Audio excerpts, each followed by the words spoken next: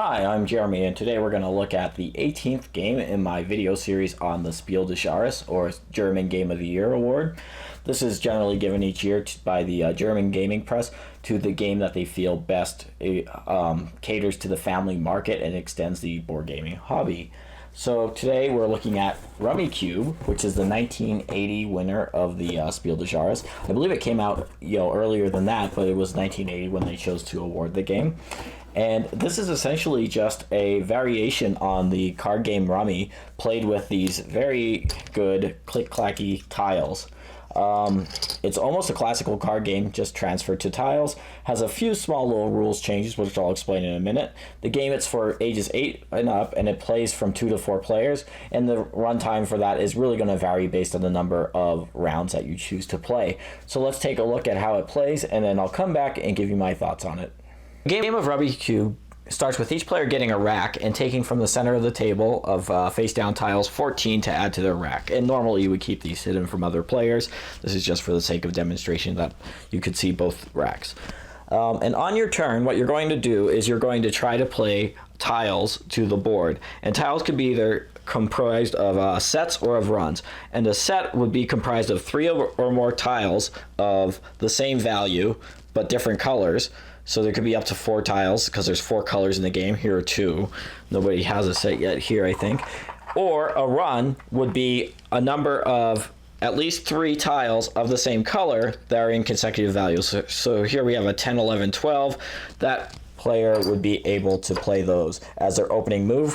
Whenever you make your opening move, you have to play at least 30 points of tiles from your rack to the table, and that will constitute your opening move. So that would be all that this player could do, I believe.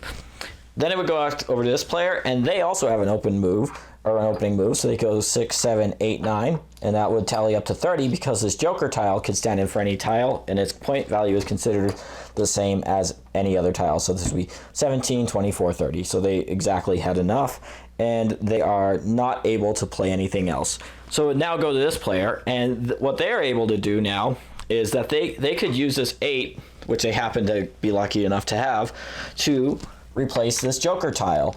And then they're required to play it immediately, and they could use it with tiles from their board to create a new set. So here they made a run of a 1, 2, 3. And whenever you take the joker, you can't take it from a tile that's already placed on the board. It has to be a tile that comes from your rack. So that might be their turn, and now I don't think there's anything else that they could do. So over here, it would go back to this player. And this player does not seem to have... Oh, they could just do this, which would be add this 4 to this player's run. So you could see here that you could just manipulate other people's runs once you've crossed that 30-point threshold. You can't play any tiles to the table at all until you've done that.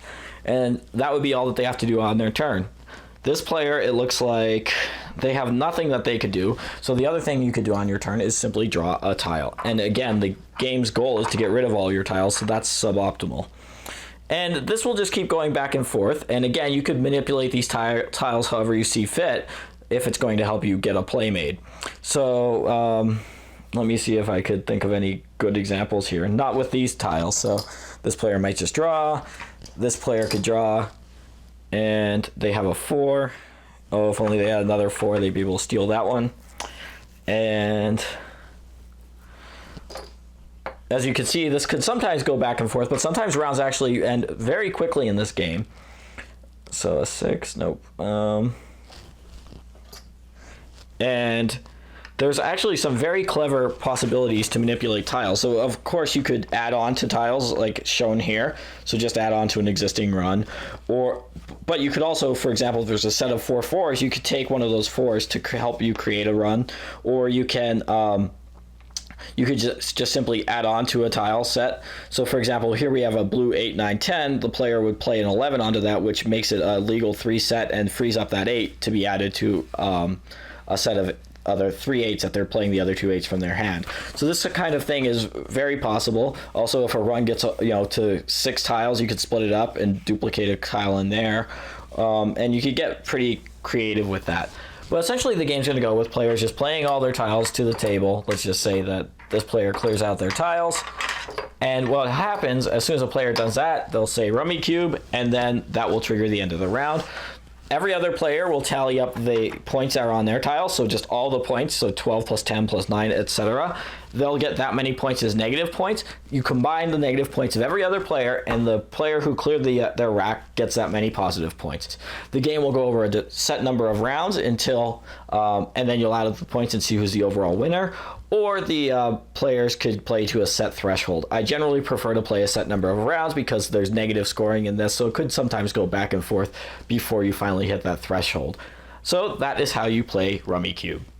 All right, so that is Rummikub, and this is definitely a game that I think I have a soft spot in my heart for. This is one of those games that I played as a kid back in the 80s, and I played it with my family, and we just, played it over and over and over again. We would spend, an evening night, family night together just playing this game. And, because of that, something that I think is absolutely a decent diverting activity. It's much like, people play dominoes together as a social activity. I think this game could easily do that, or mahjong, although this is definitely not as complex as that. But, it's a nice little time filler. It's definitely a game that veers more towards just a social activity that you could do while you're sitting around, with people eating, snacks and whatnot. And the tiles are certainly great for that. They're pretty indestructible. But really, this is a game that, stands up, holds up over its time. There's a reason why we call card games like Rummy classic card games, and that's because they're very well tested. They've stood the test of time. As far as the specifics to this game, I would say if I had to critique it, I think that sometimes the game can lock up with players just drawing tiles where nobody has a good move. Generally, you'll want to play with 3 or 4. It's better with 3 or 4 than with 2. And also, I think that that requirement to have 30 points to play immediately at the start of your round, I think the reason why that's there is because you score negative points for more negative points for high tiles that are left on your rack at the end of a round, whereas at the beginning of a round, you need high point tiles to make your initial play. So I think that's some sort of attempt at bouncing the game.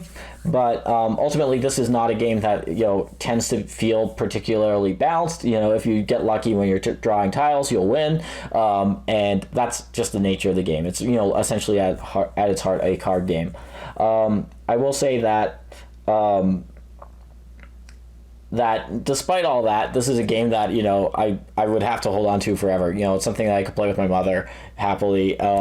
And it's something that I think a lot of people would enjoy.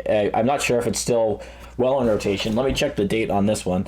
This version of it is dated 1997, but I'm not sure if it's still in print. I suspect that this box was made after 1997. That might just be a copyright date.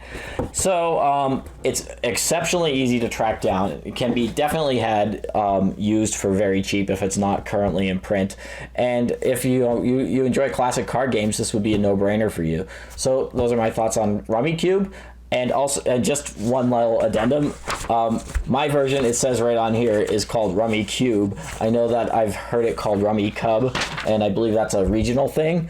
But, I'm just sticking with what the manual says. So, thanks for watching.